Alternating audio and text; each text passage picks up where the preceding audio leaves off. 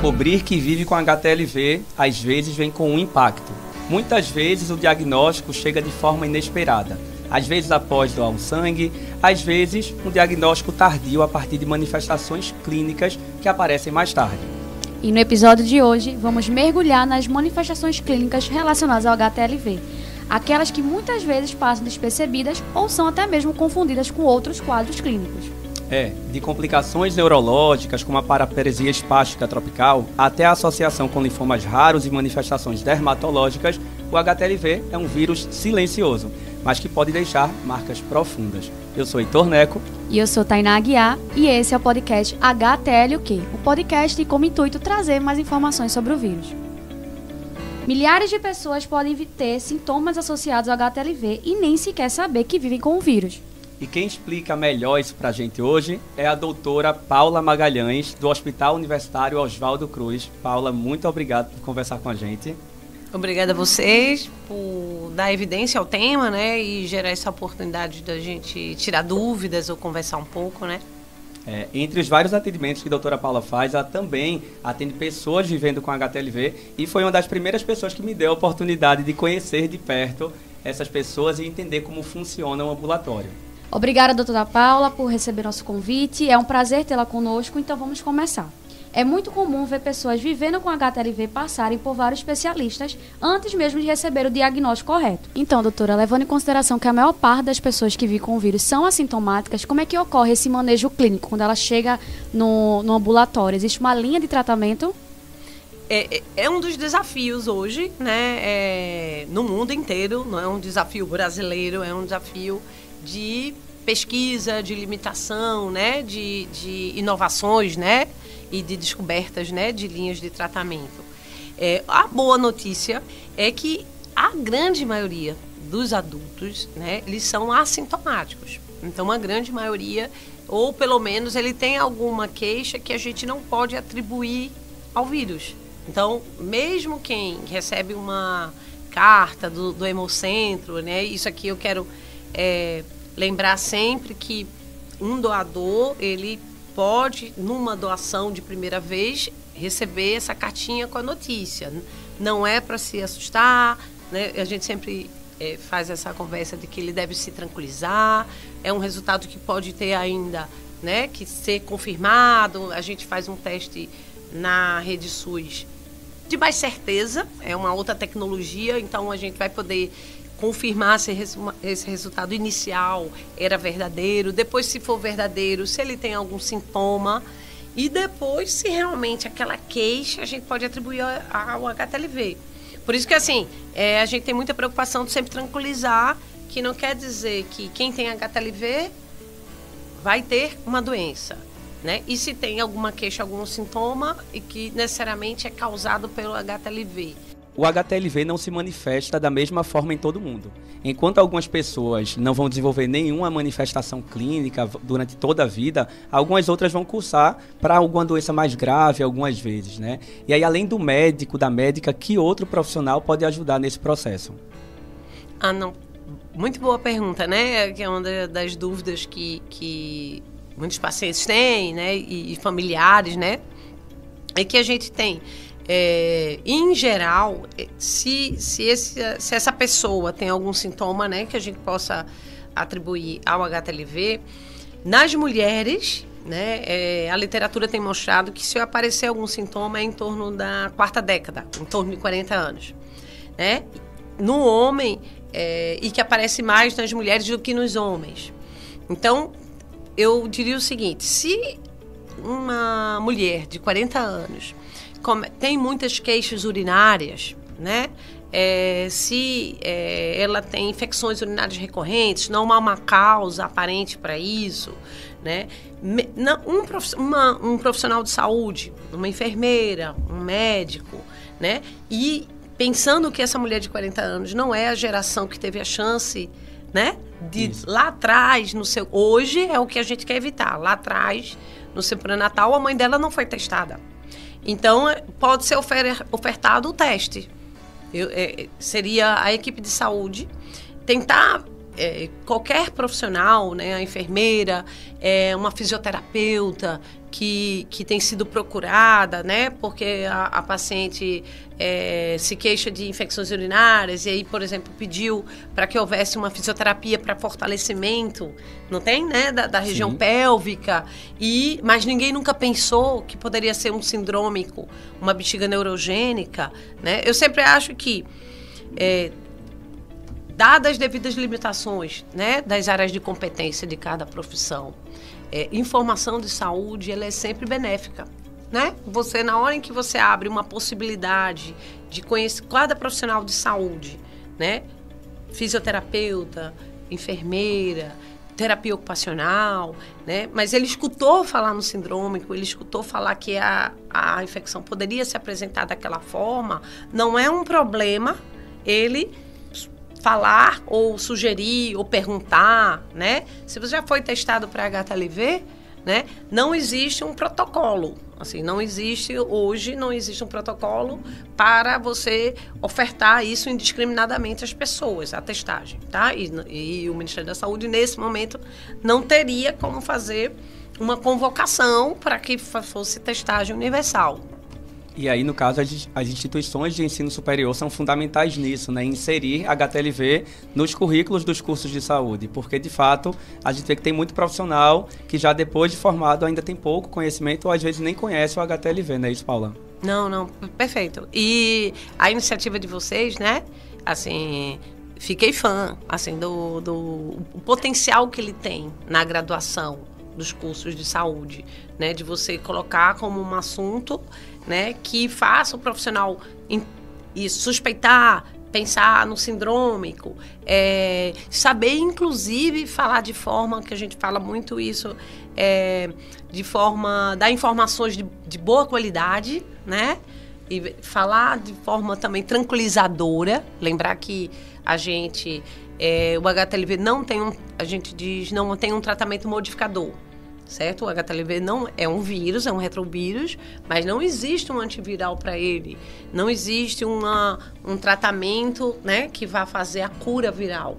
Então, por mais que eu diga que a pessoa é saudável, também quando eu informar ela do teste, esse profissional ele tem que estar sendo capacitado para saber informar, aconselhar, tirar as dúvidas, saber orientar. Então, na hora que um projeto como esse ainda pega o aluno na graduação, né, de um curso de saúde, ele está tendo acesso a poder mais na frente, como profissional já formado, orientar bem, né, entender como vai ser a chance de adoecimento, saber que ele realmente, quando ele está tranquilizando, ele está falando a verdade, né?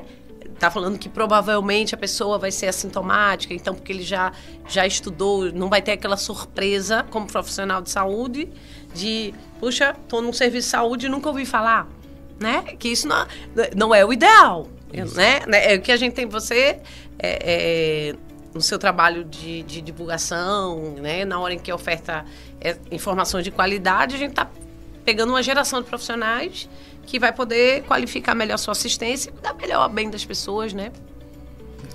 E, para além do diagnóstico, a gente sabe também que existe muito medo, a angústia, né, quando recebe esse diagnóstico, principalmente de um vírus que nunca se ouviu falar. Então, como é que fica aí essa questão da rede de apoio, se existe algo voltado para a rede de saúde pública e como é que a pessoa que vive com HTLV ele pode buscar esse apoio? A gente tem um ambulatório, né, no Hospital Universitário, que é como você lembrou, o Oswaldo Cruz, mas todo ambulatório que tem especialista de infectologia ou de neurologia, e aí entram outros hospitais, né, universitários, eles podem fazer a assistência e estão capazes de fazer o diagnóstico inicial, né, a comunicação, né, da notícia. O que a gente tem tido mais dificuldade é organizar uma rede mais estruturada. Aí falando como SUS, falando como, né, como rede estadual, como é que eu faço se o paciente começa a ter o quadro de doença, né, se começa a ter um quadro, né, que aí tem a doença sindrômica mais clássica, que é conhecida como paraparesia espástica tropical, ele tem muitas necessidades. né? Então, eu falo também, é uma angústia como profissional de saúde, né? Ele tem muitas necessidades que não vão ser supridas só pelo médico. Então, se é uma mulher que tem incontinência urinária, que precisa de, por exemplo, fralda, que precisa de sondagem, porque às vezes pode ter um quadro de retenção urinária que ela precisa fazer uso de sonda. Então, eu preciso ter um profissional de enfermagem qualificado para ensinar a autossondagem. Eu preciso de uma reabilitação.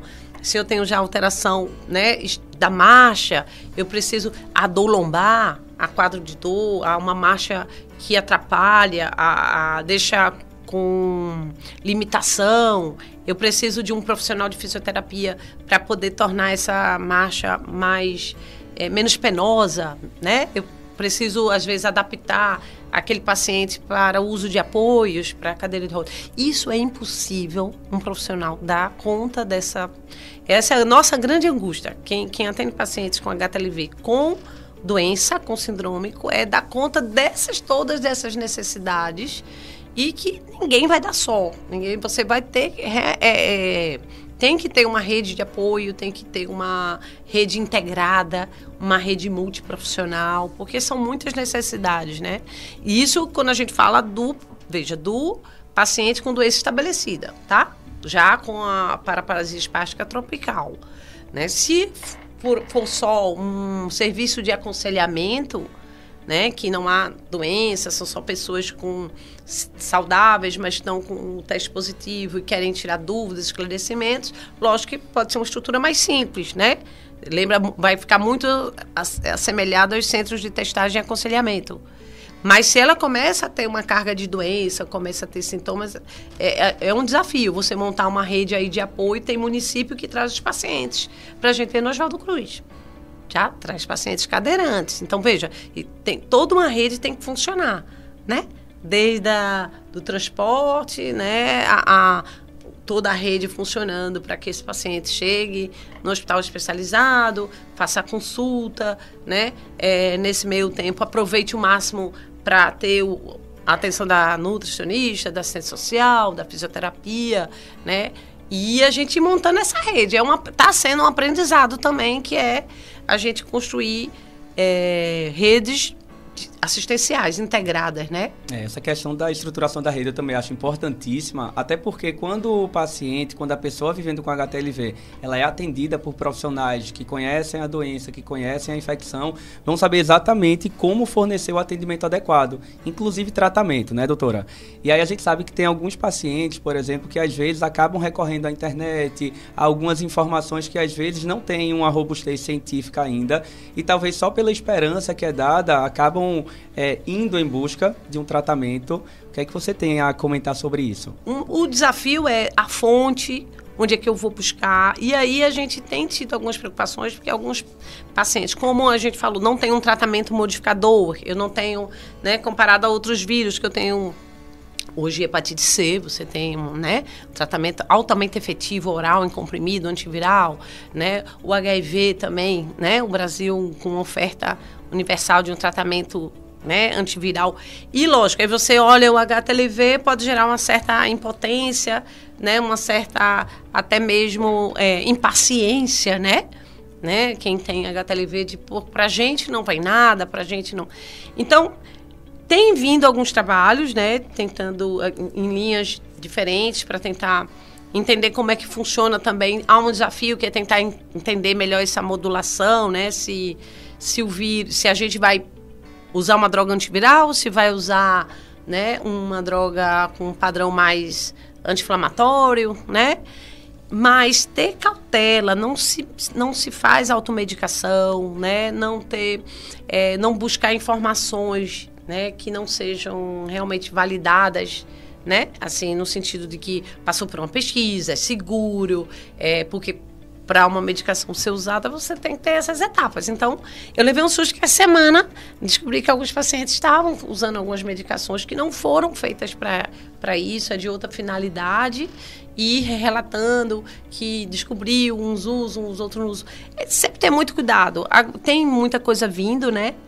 A gente estava vendo alguns trabalhos e o importante é ter uma rede de apoio. Se buscar essa informação numa fonte segura, conversar com o local onde ele fez o teste, pediu aconselhamento a esse local, conversar com um profissional que tem tido no SUS, né? Isso, a própria Fiocruz, né? Onde você trabalha, fez um curso para os profissionais de saúde, né? Numa plataforma. Os profissionais estão ficando mais qualificados, eles vão poder dar uma informação de qualidade, segura, né? Inclusive tranquilizadora. Não adianta pegar, né, o Google e colocar HTLV. Eu, particularmente, não aconselho quando a pessoa está vindo pela primeira vez do banco de sangue com o teste, a cartinha.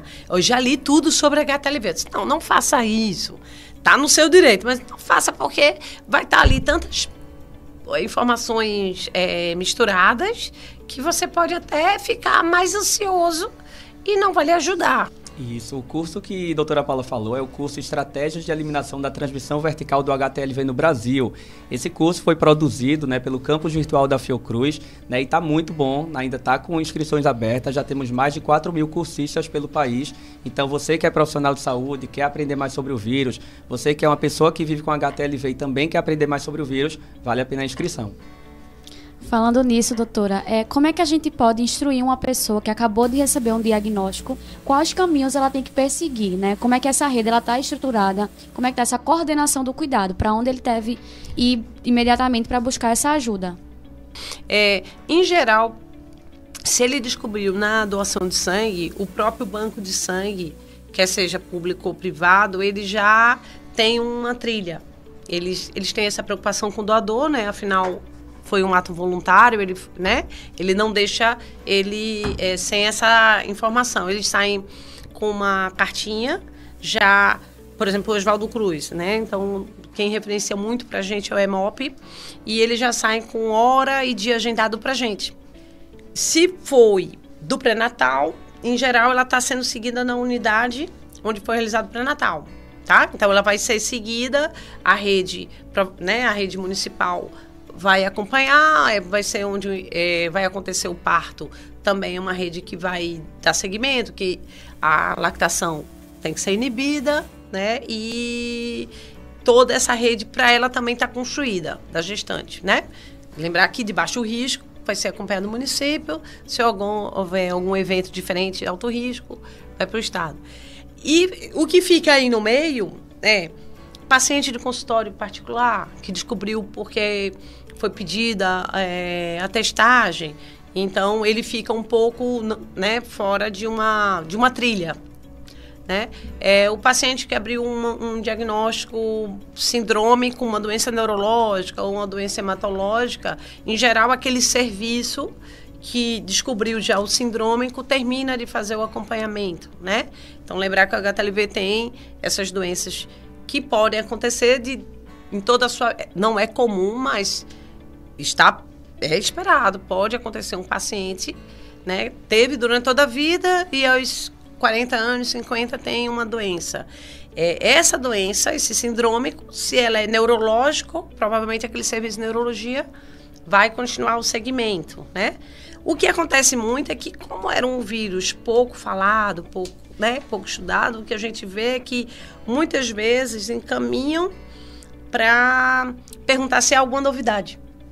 Acontece muito, né? E geralmente, como também o hospital universitário também tem pesquisa, os pacientes eles vão com ou mesmo o colega médico, ele acha que pode ter surgido uma coisa diferente do que ele está fazendo. Então encaminha só para se certificar, olha, estão encaminhando porque surgiu um tratamento novo, eu posso fazer diferente, tem alguma coisa de novidade, né? Então, doutora, para esse episódio a gente também convidou duas pessoas, né? Ricardo, que foi nosso primeiro convidado do podcast, e a Jeane, que é do HTL Vida. E a gente pediu para eles selecionar algumas perguntas de pessoas que vivem com HTLV, algumas dúvidas para você esclarecer. Isso, e a gente queria agradecer, né, inclusive a Jeane e a Ricardo, por entrarem nessa com a gente. Deu um trabalhinho selecionar algumas perguntas, né? Mas a gente vai trazer aqui algumas, né? A primeira pergunta é a seguinte: gostaria de saber se a partir de 60 anos ainda existe possibilidade de desenvolver alguma doença relacionada ao HTLV. Sim, ainda existe. A gente não tão esclarecidos, né, ainda, né, toda a história natural no sentido, tem algumas, né, tem alguns, vamos dizer assim, vazios de entender melhor, se tem coisas mais relacionadas à pessoa, ao seu sistema imunológico, à sua genética, né, tem coisas ligadas ao vírus, mas não é o esperado, certo? Não é o esperado, mas pode sim aparecer depois da 6ª década. O mais comum é entre os 40 e 50 anos. Lembrando que a grande probabilidade, ao longo de toda a vida, é de não se ter síndrome, de não ter sintomas relacionados ao HTV. Essa é a grande chance. Sim. Mas, caso aconteça, depois a gente vai esperar que aconteça mais entre 40 e 50, mas pode acontecer depois de 60. Né? O que, principalmente para as mulheres, pode ser um confundidor. Por exemplo, uma queixa urinária, né? Eu já esperaria numa mulher idosa, mesmo, né, sem nenhuma doença, há queixas urinárias, né? Depois de 60 anos, depois da menopausa e tal. E aí pode realmente, às vezes, até se confundir e retardar mais, né, a suspeição, como a gente chama, né, do profissional de pensar no HTLV, porque já se esperaria uma incontinência numa mulher idosa de 60. Se essa mulher ou esse homem forem de uma área de média, né, alta endemicidade, como a gente diz, mas o Brasil tem mais de média, né, então a gente pode, mas nós sabemos que populações quilombolas, né, algumas populações mais isoladas, elas podem ter uma alta prevalência de HTLV mais do que a população geral. Tem uma pessoa que perguntou, existe alguma probabilidade de regressão da paraparesia após a pessoa já estar em cadeira de rodas? Às vezes a gente fala uma verdade hoje, científica hoje, né?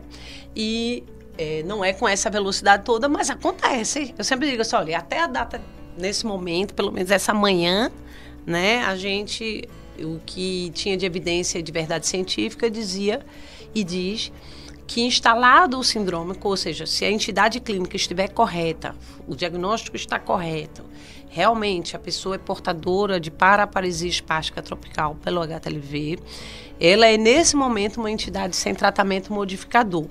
Quando a gente diz sem tratamento modificador, não é que não haja formas de cuidar, é que eu não tenho uma medicação que mude a trajetória da doença. A gente chama, né, a história natural ou trajetória. Ou seja, eu perdi função. Então, tive uma doença neurológica causada pelo vírus, que essa é uma entidade específica, tá certo? Porque existem várias outras doenças, né, neurológicas que podem deixar a pessoa cadeirante ou com alteração de marcha. Essa é uma entidade própria. Se é essa mesmo da qual estamos falando, ela não tem a cura. Cura no sentido de devolver, né, funcionalidade por ter uma medicação que devolva essa funcionalidade. Agora, isso não quer dizer que não haja modalidades de se cuidar, né? Ou mesmo modificar uma dependência, por exemplo.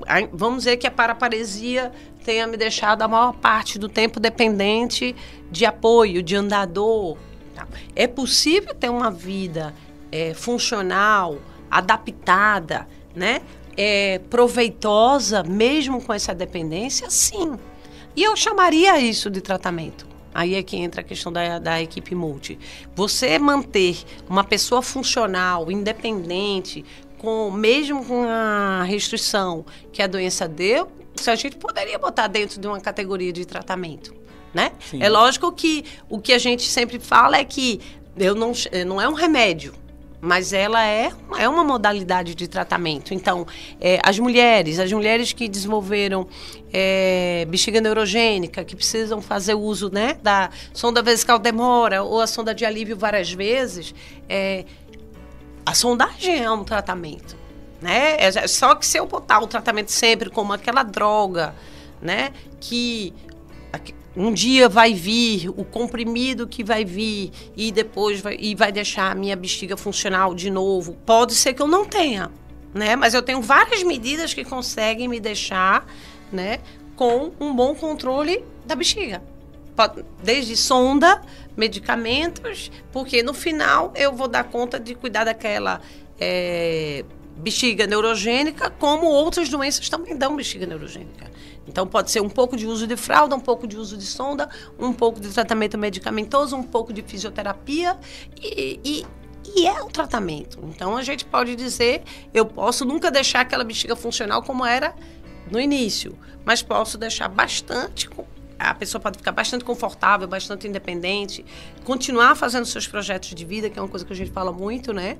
Mas eu tenho muitas intervenções para fazer aí. E aí é que entra a questão da importância da equipe multi, que é preciso formar uma geração de equipe multi com habilidades, com conhecimento, aí entra a questão do programa, né?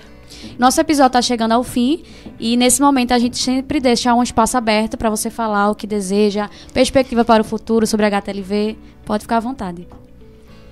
Uma é agradecer a vocês mais uma vez, né, que é um papel educativo, disseminador, né, de informação de qualidade, de informação também, a gente pode dizer ética, né?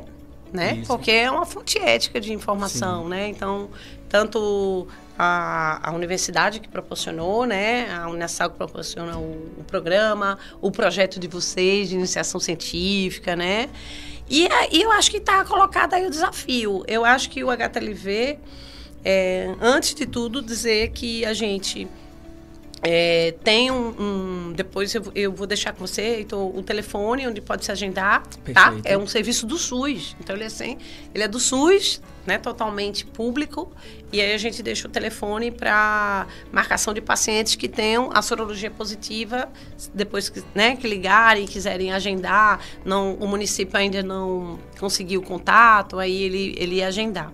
E segundo é dizer que tanto o Oswaldo Cruz como a equipe da gente aprendeu muito com o HTLV. Inclusive, ele poderia ser um bom modelo, o HTLV poderia ser um bom modelo de aprendizagem em serviço. Ou seja, da gente refazer até a forma como a gente cuida das pessoas. Ele ser um modelo para que a gente aprendesse a cuidar de forma integral. Entende? O meu sonho um dia até é a gente inverter. Na verdade, o paciente com HTLV ou a pessoa com HTLV nos dizer como é que nós cuidamos melhor dela. Então, a gente inverteria. Eu não digo como é que eu faço e ele me diz como é que eu faço melhor para cuidar dele. Mas isso é um sonho ainda utópico. O nosso modelo ainda de ensino não faz do paciente o protagonista mas sempre é tempo, senão não haveria utopias. Então, eu ainda acredito que, quem sabe, no futuro seja invertido, né? Seja invertido. A pergunta seja a gente que faça ele. Como é que eu te ajudo? Como é que eu faço para te ajudar? E aí ele mudaria o paradigma dos nossos cursos, né? Eu vou deixar os contatos também. Deixa o e-mail meu também. Certo. Se alguma pessoa que escutou quiser fazer uma pergunta particular, quiser tirar alguma dúvida. E o telefone institucional do serviço, lá do ambulatório do OC, para alguém que esteja com mais dificuldade aí de contactar um serviço do SUS. Certo, obrigado, doutora Paula, pela fala motivadora, né? E falar sobre HTLV e manifestações clínicas sempre é um desafio, mas é muito importante para que a gente rompa um pouco o estigma e o silêncio também que existe sobre o vírus. Isso mesmo, Heitor, e vai muito além do diagnóstico, vai muito além da informação, é preciso ter também empatia, porque por trás de cada pessoa existe uma história, existe o medo, a angústia, e a gente está aqui para ajudar todas as pessoas que estão ouvindo nosso podcast. Se você é uma pessoa que vive com HTLV ou conhece alguém que vive com HTLV, lembre-se que conhecimento também é uma forma de cuidado. Obrigada por nos ouvir até aqui. Espero que você continue ouvindo nosso podcast e pode acompanhar também a gente lá no nosso Instagram, @HTLUQ. E compartilhe esse conteúdo e ajuda a levar informação sobre o vírus, doenças associadas e muita informação de qualidade para quem você conhece. Até porque, quando a gente fala sobre HTLV com responsabilidade, a gente está transformando silêncio em cuidado e está transformando invisibilidade em ação. Até mais. Tchau, Heitor. Tchau, doutora Paula. Tchau, pessoal. Esse podcast é apresentado por mim, Tainá Aguiar. E por mim, Heitor Neco. A produção é de Heitor Neco, Tainá Aguiar e Clarice Moraes. E o HTLUQ é uma parceria do Centro Universitário Maurício de Nassau com a Fiocruz Pernambuco. E faz parte de um projeto PIBIC Fiocruz.